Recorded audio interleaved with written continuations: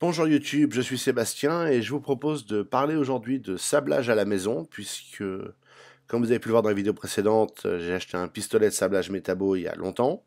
J'ai sablé avec ça les culasses du X5 pour pouvoir les repeindre péniblement.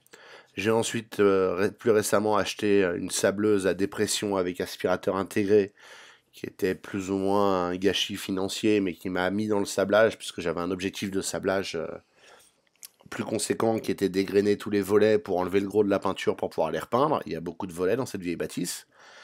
Et donc j'ai dû me confronter aux réalités du sablage à la maison en tant que particulier avec du matériel amateur. Et je vous propose aujourd'hui de partager mon expérience afin que vous ayez des notions de ce que ça implique et ce qu'il faut savoir.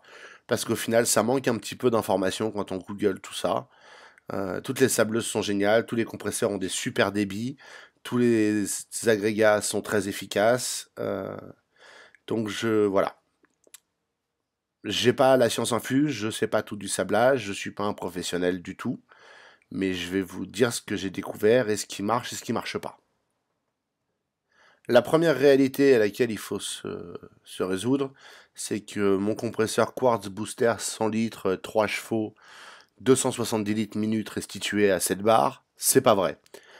Il restituera ce débit quand la cuve est pleine pendant le court instant où on passe les 7 bars, mais quand il est en charge, il charge à 4 bars, il maintient 4 bars plus ou moins, mais ça s'arrête là. Donc le débit n'est pas du tout celui espéré, ni celui réellement annoncé. Hein. C'est toujours un peu faux quand on lit les notices et les valeurs annoncées par les fabricants pour quoi que ce soit. Là, c'est très faux. Et ça veut dire que la solution serait probablement d'en mettre un deuxième en parallèle. J'y réfléchis, pas forcément la même capacité de cuve, mais un deuxième moteur qui charge qui souffle de l'air en même temps quand ça circule. Le fait est que j'ai réussi à sabler avec ce compresseur, que vous pouvez sabler aussi, mais que vous pouvez pas sabler longtemps. Il faut faire des longues pauses pour le laisser refroidir parce qu'il devient brûlant, les culasses deviennent brûlantes, c'est pas optimal du tout. Ensuite, le deuxième point à prendre en compte, c'est ce que vous voulez sabler. Si vous voulez sabler du métal, c'est globalement assez facile. Si vous voulez sabler du bois comme je veux le faire, c'est très compliqué. J'ai discuté avec quelqu'un dont c'est le métier et qui est équipé d'un compresseur thermique à débit d'air extrême et de matériel professionnel. C'est comme ça que j'ai réussi à m'en sortir accessoirement. La clé, c'est le débit d'air. Le débit d'air des compresseurs grand public est insuffisant de toute façon. Mais en plus, le bois, c'est très dur à sabler, surtout les vieux volets qui ont vécu et où la peinture est incrustée dans le bois avec le temps. À moins d'être prêt à les massacrer et à perdre une véritable épaisseur. C'est pas vraiment une solution en fait. Tout ce qu'on peut faire, c'est les égrener. Ça veut dire enlever le gros de la peinture. Et il va rester un peu de peinture prise dans les veines du bois. Et ça, faut vivre avec et repeindre par-dessus. Et le troisième volet assez important de cette histoire de sablage à la maison, c'est ce que vous utilisez pour sabler. Le sable, techniquement. Alors, on appelle ça du sablage ou de l'aérogommage. Hydrogommage, c'est avec de l'eau. La réalité, c'est que là, j'utilise du sable sous forme de sable, qui s'appelle sable de sablage dans les grandes surfaces de bricolage. C'est marqué sable numéro 2 sur le sac. C'est pas bon. Ça marche peut-être très bien pour certaines sableuses. Dans mon cas, avec la sableuse à dépression, ça va pas. Et clairement, l'un des problèmes que j'ai, c'est que les grains de sable sont trop lourds pour mon compresseur. Et l'aspirateur, oubliez-le. C'est une catastrophe. Donc après ça, j'ai essayé du sable Karcher. Pour l'hydrogommage, c'est les petits cristaux noirs que vous trouvez aussi dans les grandes surfaces de bricolage. C'est ce qui est le plus facile à trouver. Ça marche mieux parce qu'il est plus dur et plus agressif, mais ça marche toujours pas terrible. Il est aussi plus petit en termes de granulométrie, ouais, c'est un mot, que vous allez devoir apprendre et supporter. Le principe, c'est plus c'est gros, plus il faut de puissance, hein, c'est logique. Et dans le cas de cette sableuse, ce qui n'est pas marqué dans la notice, mais ce qui est marqué sur le site, et ce que j'ai pu constater, c'est que plus on met du petit, mieux ça marche. Là, vous voyez le résultat sur du bois et sur de l'acier avec du sable, donc sable. Et maintenant, je vais passer au sable Karcher. Alors, c'est pénible parce qu'il faut vider la sableuse entre chaque type de sable. Tant que vous n'avez pas trouvé le bon, c'est compliqué. Et déjà, tout de suite, on s'aperçoit que parce que sa granulométrie est plus petite, plus fine et qu'il est a priori plus dur, c'est tout de suite plus efficace pour décaper même le bois. Vous pouvez voir que on voit la peinture s'en aller. Il faut quand même être très près. Et je vais le tester, quand je vais le tester avec l'aspirateur, je vais m'apercevoir que c'est toujours pas idéal. L'autre problème que j'ai eu avec ce sable, comme avec le sable normal, c'est que la sableuse avait du mal parfois à l'aspirer, donc ça faisait des périodes sans sable. C'est aussi lié au fait que le compresseur n'a pas le débit qu'il faut. C'est un mélange des deux en fait, c'est un équilibre pénible à trouver. Là vous voyez parfaitement pourquoi la tête d'aspiration elle a aucun intérêt, c'est que oui ça fonctionne mais on voit pas ce qu'on fait. Alors sur du métal c'est moyennement grave. Sur du bois comme ça, où on a une grande surface, on s'aperçoit pas quand on est en train de défoncer le bois ou quand on en est à encore enlever la peinture.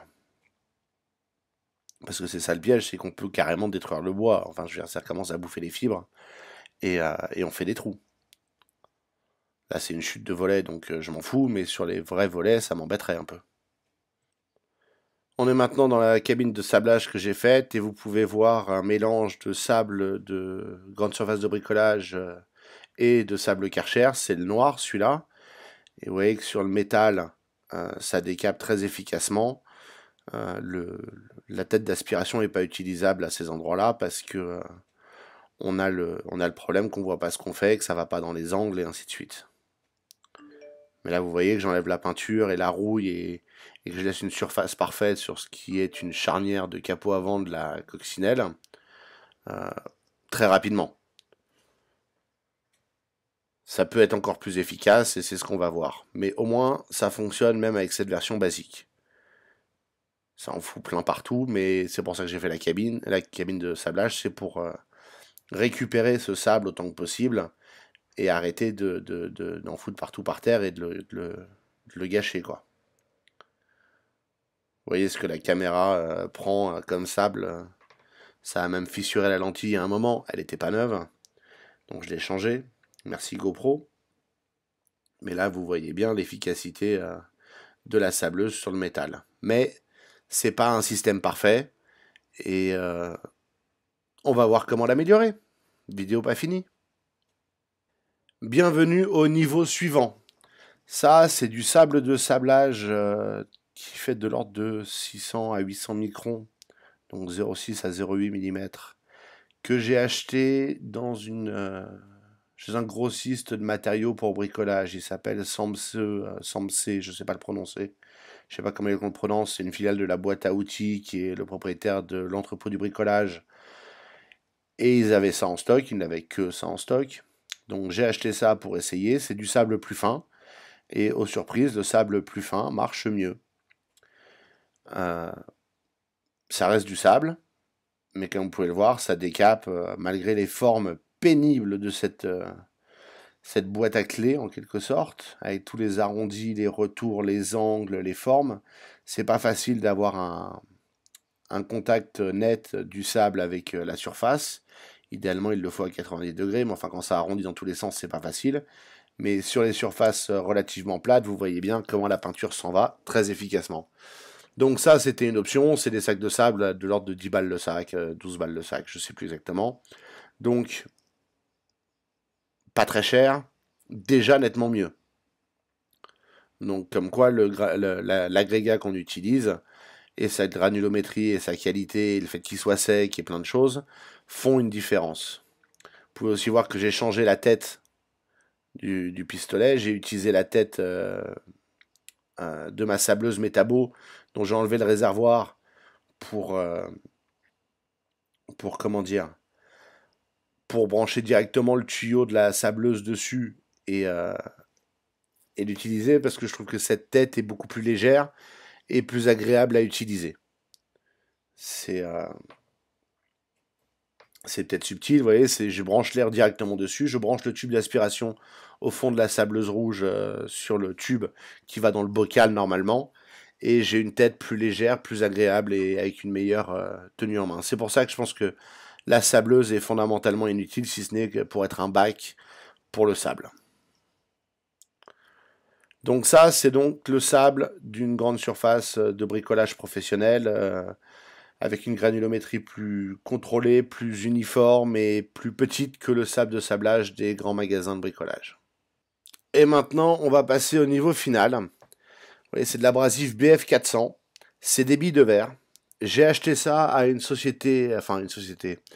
à une indépendante qui est une sableuse professionnelle, aérogommage, peu importe, que j'ai appelé, qui se trouve être à 20 minutes de cette maison où je fais les travaux, et qui a eu la gentillesse de, un, me conseiller, et deux, de me vendre de l'agrégat, donc c'est billes de verre en 400 microns, donc 0,4 mm. C'est théoriquement dans la plage idéale pour cette sableuse. C'est aussi, selon ses conseils, ce qu'il y a de mieux dans mon cas à utiliser. Et il n'y a pas à tergiverser. Elle avait raison. Aux surprises, c'est une professionnelle. Et la différence à l'usage est merveilleuse. Et donc, il va falloir que je retourne en chercher chez elle parce que j'en ai plus assez, parce que ça a fait beaucoup de poussière et on a une perte inévitable. Mais clairement, c'est ça la solution à toutes vos questions sur le sablage à domicile. Je suis repassé sur le pistolet de la sableuse, mais comme vous pouvez le voir, soudainement, ça va mieux dans les petits coins. Euh, le compresseur a toujours autant de mal, mais enfin, le pauvre, il travaille beaucoup. Mais assez rapidement, on s'aperçoit que ces microbilles de verre euh, nettoient mieux, font une finition de surface plus agréable, qu'on passe moins de temps à arriver à sabler et qu'on a une expérience plus agréable, rien que ça, parce que c'est moins pénible. Ça fait beaucoup de poussière, ça c'est le défaut, mais le résultat est là et il n'y a pas à tergiverser. C'est vraiment le produit que je recommande, en tout cas à mon niveau. Il y a d'autres agrégats, il y a du Garnet, il y a plein de choses qui sont sans doute très bien, que je vous recommande d'essayer. Mais oubliez le sable basique pour le sablage. Euh, Là, j'ai le problème de la sableuse qui, au soleil, a condensé un peu, donc c'est un peu humide et la forme de la sableuse est pas idéale, puisque comme en bas, c'est un arrondi comme une bouteille de gaz. Bah, par moment, les microbilles coulissent plus parce qu'elles sont beaucoup plus denses qu'elles ne le sont euh, que ne l'était le sable. Donc il faut la secouer.